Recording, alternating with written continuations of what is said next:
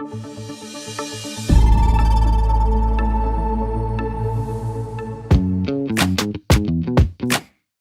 video is about everyone's favorite topic, geometric dimensioning and tolerancing in VGSTUDIO Max. Ha, if only that were true. We know geometric tolerances can be a nuisance for many users, and when it comes to a large number of objects, even the most experienced metrology engineers can get confused. But we want to change that once and for all. That's why in the new 2023.3 version, we've come up with a way to present the flood of parameters and numbers in an intuitive and understandable way, and take the fear out of GD&T. Say hello to the new tolerance zones.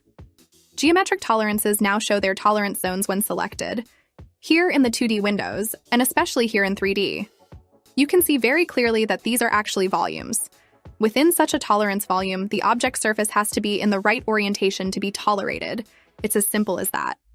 So from now on, when you click on a tolerance in the scene tree or when you generate automatic images, you can immediately see if the value of a feature is within the tolerance, or how far out of tolerance it is.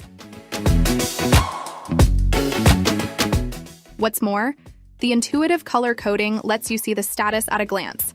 Green is okay, red is not. This works for all types, lines, circles, freeform surfaces, whatever you want. Change the size of the tolerance, and you can instantly see the effects in all 2D and 3D windows. And all of a sudden, GD&T becomes really fun. Well, almost. Introducing our new tolerance zones in VGSTUDIO Max 2023.3. See at a glance where it fits and where it doesn't.